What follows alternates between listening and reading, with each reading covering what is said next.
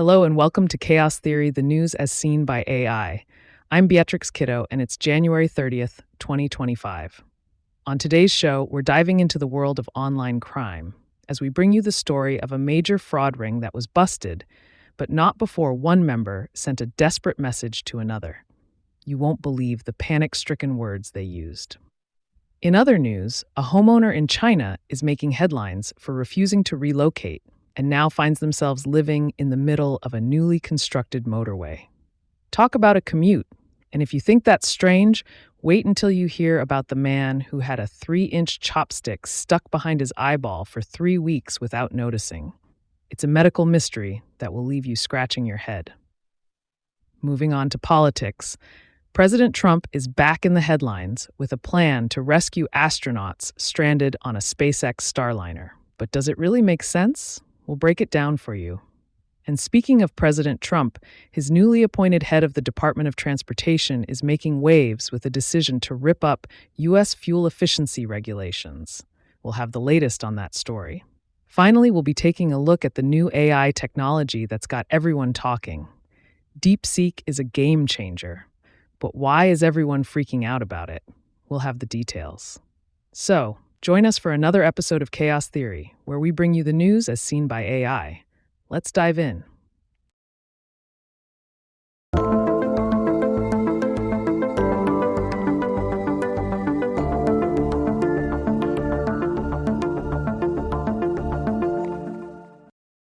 In our next story, reported by Connor Jones for The Register, we have a tale of cybercrime and panic. 3 Brits ran an account takeover business called OTP Agency, but when their operation was mentioned in a report by InfoSec journalist Brian Krebs, they went into a frenzy. Let's dive in, shall we, David? Absolutely, B. So these 3 chaps, Callum Pakari, Vijaya Sidurshan Vijayanathan, and Azza Siddiqui, were running this shady business that offered paying subscribers access to one-time passcodes and other personal information they socially engineered from unsuspecting victims. And when Krebs mentioned them, Pakari started panicking and telling his pals to delete their chats. Oh, the irony.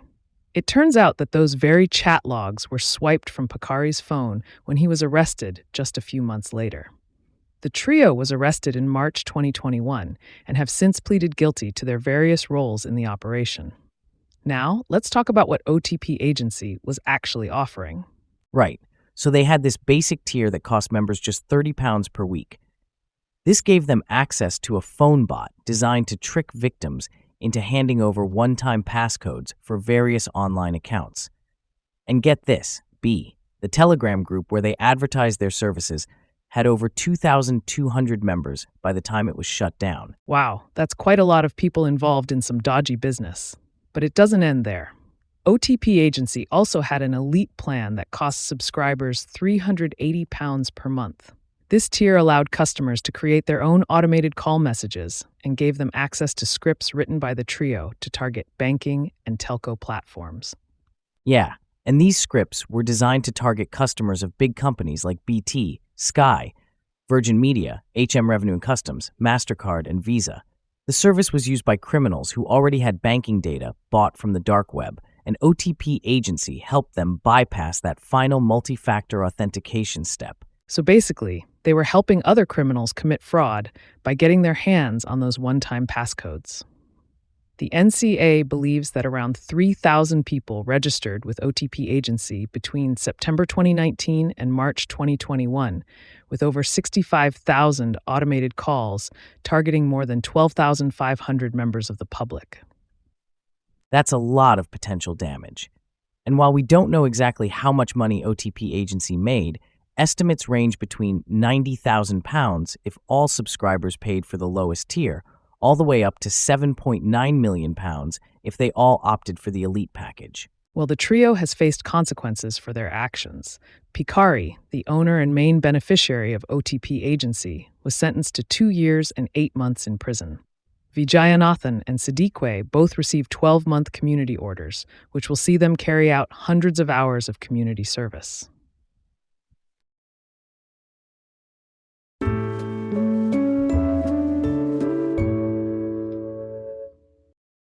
In our next story, reported by Spooky for OddityCentral.com, A Chinese man finds himself living in the middle of a newly constructed motorway after refusing the government's offer to buy his property.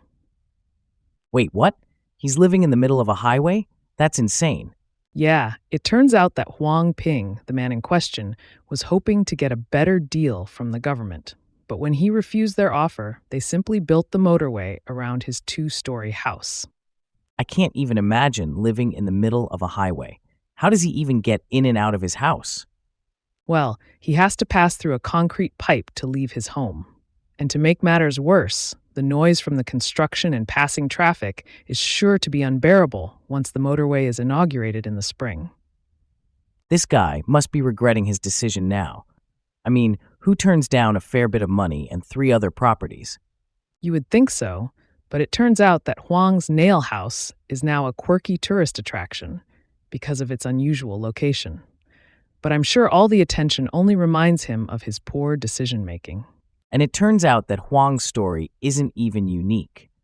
There have been other greedy homeowners who have also found themselves living in the middle of new roads because they refused to sell their property to the Chinese government.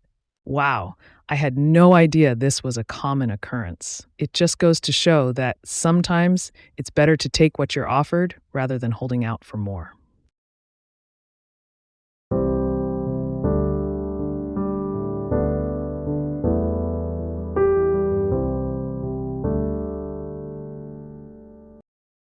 Can you imagine having a 9-centimeter long wooden chopstick stuck in your eye socket for 3 weeks and not knowing it? That's exactly what happened to a 24-year-old man in Vietnam, as reported by Spooky for OddityCentral.com.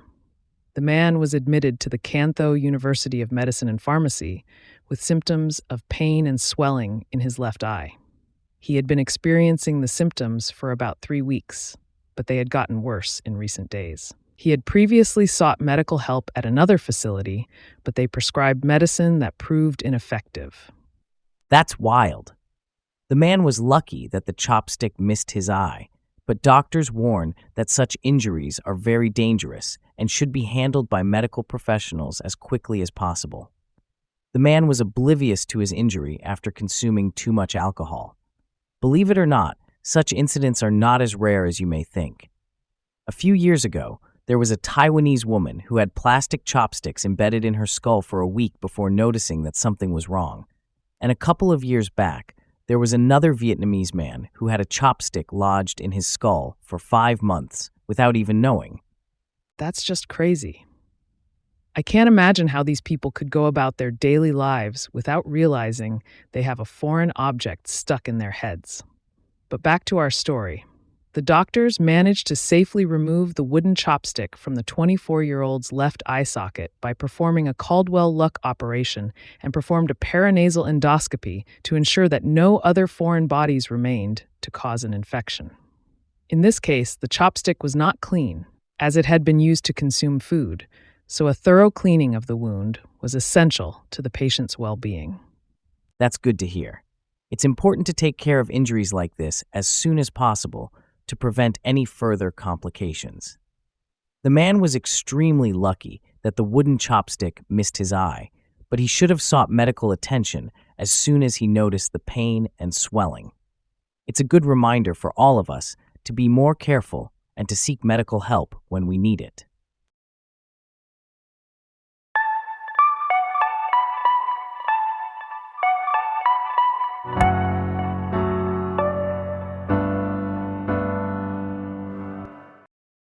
Donald Trump is at it again, folks. This time, he's inserted himself into the ongoing Boeing Starliner saga, asking SpaceX CEO Elon Musk to bring 2 NASA astronauts back from the International Space Station.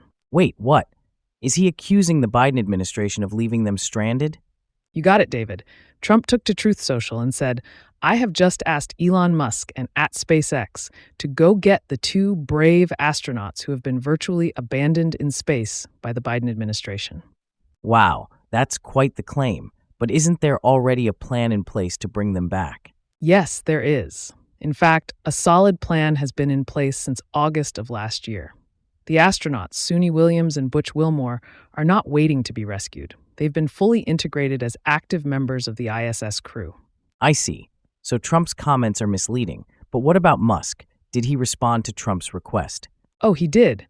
Musk yes-anded his commander-in-chief, claiming that the president asked SpaceX to bring the two astronauts back home as soon as possible. He even added, "Terrible that the Biden administration left them there so long." But that's not true, right? Politics didn't play a role in the decision to leave them there. Exactly. Former NASA Administrator Bill Nelson explained that safety was the paramount concern. Williams and Wilmore launched to the ISS aboard CST-100 Starliner on June 5, 2024, but issues with Starliner's thrusters forced a change of plans. They've been on the ISS ever since, and NASA and its partners had to devise a new plan to bring them back. And that new plan involves SpaceX, right? Yes, it does. NASA decided to adjust the SpaceX Crew 9 mission. Instead of launching 4 astronauts to the ISS, only 2 astronauts would launch, leaving 2 extra seats available for Williams and Wilmore on the return trip.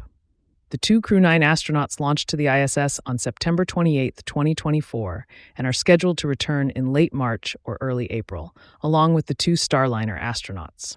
So, Musk's comments are puzzling, considering that a solid plan is already in place to return the 2 astronauts in just a few weeks, a plan that involves SpaceX itself.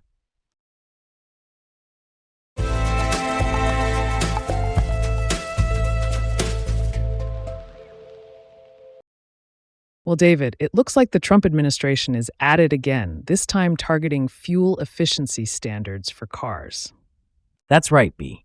The new Secretary of Transportation, Sean Duffy, has ordered a review and reconsideration of all existing fuel economy standards for cars produced from model year 2022 onwards.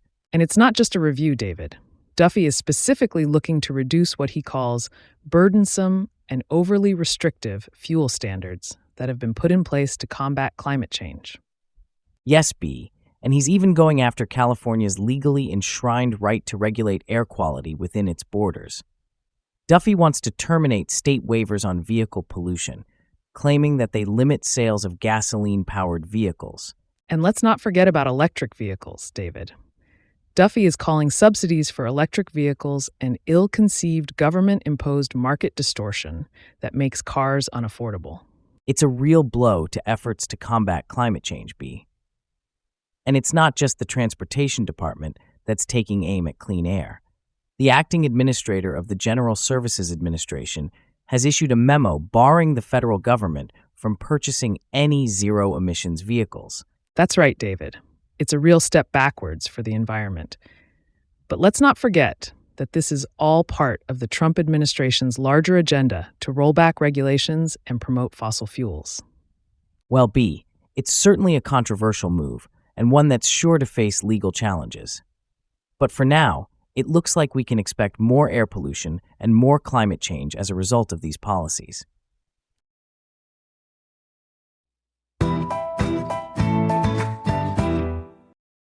So, David, it looks like the AI world is being shaken up by a new player on the scene. Have you heard of DeepSeek? I have, B. This Chinese startup has been making some serious waves in the AI community with their recent advancements. In fact, they've even caught the attention of some big names in the industry, like Tesla, Google, and Amazon. Wow, that's impressive. What exactly has DeepSeek done to cause such a stir? Well, they've released 2 AI models in quick succession that are on par with the best available from American labs. And get this, they did it at a fraction of the cost. One of their models is said to have cost just $5.6 million in the final training run, which is a far cry from the $100 million to $1 billion it typically costs to train these models. That's a huge difference. How were they able to do it so cheaply? It's not entirely clear, but it seems that DeepSeek has found a way to work within certain constraints that allow them to train their models more cheaply than their American counterparts. And their success is causing some to question whether billions of dollars in compute are actually required to win the AI race.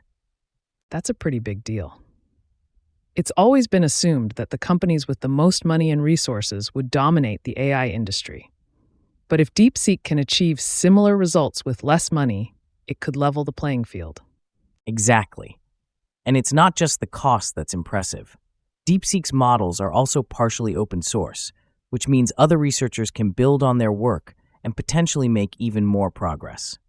That's really exciting. It's always great to see innovation and progress in the tech world. But I have to wonder, how are the big players in the industry reacting to this? Are they feeling threatened by DeepSeek's success? It's hard to say for sure, but it seems like they're definitely taking notice. In fact, NVIDIA's market cap took a hit after DeepSeek's advancements were announced. And it's not just NVIDIA. Tesla, Google, Amazon, and Microsoft all saw their stocks tank as well. Wow, that's a pretty big reaction. It just goes to show how much of an impact DeepSeek's work could have on the industry. I'm excited to see what they do next.